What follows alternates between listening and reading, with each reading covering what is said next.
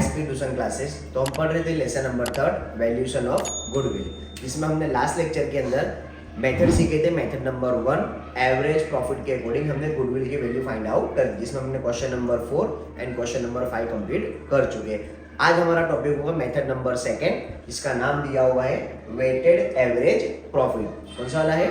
Weighted वाला। इसमें हम लोग को वेट के अकॉर्डिंग हमें क्या निकालना पड़ेगा? क्वेश्चन सॉल्व करना पड़ेगा। तो इसको आइडेंटिफाई कैसे करना है एग्जाम के अंदर? तो एग्जाम में क्लियरली नाम लिखा होगा क्वेश्चन के अंदर कि भाई किससे वे गुडविल फाइंड आउट करनी है? वेटेड वाले फॉर्मूले से। किससे करनी है? वेटेड से। अगर मान लो कि हमें मेथड का नाम न दिया जाए, सिर्फ वहां पर बोल दिया जाए कि एवरेज मेथड, क्या बोल दिया जाए? एवरेज प्रॉफिट वाला। तो इसमें भी एवरेज प्रॉफिट है, और जो कल हमने लास्ट लेक्चर के अंदर क्वेश्चन करा था, question number 4 and question number 5, उसके अंदर भी क्या लिखा था? एवरेज प्रॉफिट लिखा हुआ था। तो दोनों के अंदर क्या लिखा होता है? एवरेज, और एवरेज ही आता है, बस आगे का नाम क्या हो जाता है? चेंज हो जाता है। वहां पे क्या लिखा होगा? वेटेड। तो आइडेंटिफाई कैसे करना है? तो जो हमें प्रॉफिट दिया गया होगा, क्या दिया गया होगा? ये जो प्रॉफिट की वैल्यू होगी, ये कंटिन्यू क्या हो रही होगी? इंक्रीज, या तो क्या हो रही होगी? डिक्रीज हो रही होगी। कंटिन्यू होना चाहिए, ठीक है ना? तो मेथड नंबर कौन सा लगेगा? सेकंड वाला। इन केस अगर इंक्रीज डिक्रीज हो रहा हो तो मेथड नंबर कौन सा लगाना है? फर्स्ट वाला।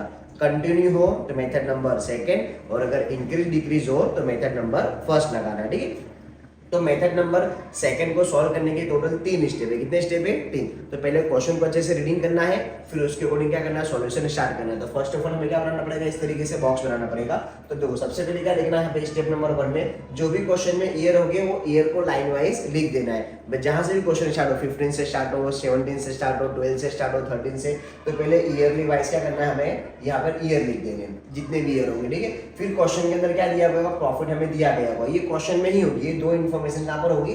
क्वेश्चन में ऑलरेडी दी गई होगी। तो जितना जिस हिसाब प्रॉफिट दिया है, सबका प्रॉफिट यहाँ पे क्या करना है? एग्जैक्ट सेम टू सेम लिख देना है। उसके बाद हमें लिखना है वेट। क्या लिखना है? वेट। वेट का नंबर हम खुद से देंगे। फर्स्ट ईयर वाले को 1, सेकंड ईयर वाले को 2, फिर 3, 4, फिर जहां तक ईयर होंगे हमारे, वहां तक ये सीरियल नंबर क्या करना है? हमें डाल देना है, ठीक है? फिर इसका टोटल भी कर देना। तो यहाँ पे टोटल कितना आएगा?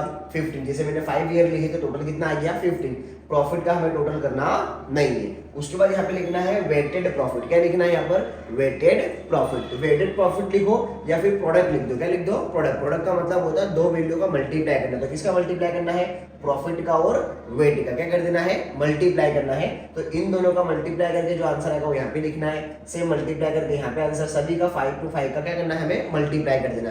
पांचों का मल्टीप्लाई करने के बाद इसका क्या करना पड़ेगा? देखो, टोटल। यहाँ पर डेज है, मतलब टोटल करना नहीं है। यहाँ पे क्या करेंगे? इसका टोटल कर देंगे। तो यहाँ पर फर्स्ट स्टेप क्या हो जाएगा? हमारा क्लियर होगा। नेक्स्ट आगे स्टेप नंबर 2 के अंदर फॉर्मूला यूज करेंगे कि weightage average profit is equal to, क्या फॉर्मूला लगाना है? Weightage average profit is equal to total weighted profit, यानी कि जो वेटेड प्रॉफिट निकाला है इसका टोटल। तो टोटल वेटेड प्रॉफिट, फिर डिवाइड में क्या लिखना है? Total weight. क्या लिखना है? डिवाइड में टोटल वेट, यानी कि इस वाले टोटल को इस वाले टोटल से क्या कर देना है? डिवाइड कर देना। तो फॉर्मूला भी एकदम इजी याद होगा कि इस नंबर को इससे क्या करना है? डिवाइड करना है। तो इसके ऊपर क्या लिखा हुआ? वेटेड, आगे क्या लगा दो? टोटल। तो देखो, आ गया टोटल।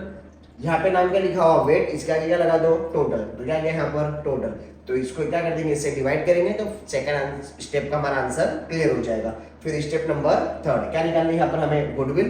क्वेश्चन उसी चैप्टर का हम लोग कर रहे हैं, गुडविल फाइंड आउट करने के लिए। तो गुडविल इज इक्वल टू जो हमने यहाँ पे निकाला होगा, सेम वही फॉर्मूला यूज करना है। Weightage average profit multiply number of purchase year. जैसे हम इसको सॉल्व करेंगे हमारा आंसर क्या हो जाएगा? कंप्लीट। कितने मार्क्स का समय? ये भी 4 मार्क्स का। नहीं, इस चैप्टर के अंदर हम जितने भी क्वेश्चन सॉल्व करने वाले सब कितने कितने मार्क्स में आने वाले हैं? 4 मार्क्स में आने वाले। टोटल कितने क्वेश्चन आएंगे? 2 क्वेश्चन। कौन से सेक्शन में? सेक्शन डी में, फर्स्ट और सेकंड क्वेश्चन, ठीक है? तो चलिए स्टार्ट करते हैं इसके क्वेश्चन। तो हमने 4 और 5 तो ऑलरेडी कंप्लीट कर चुके हैं। अब आते हैं क्वेश्चन नंबर 6 के ऊपर।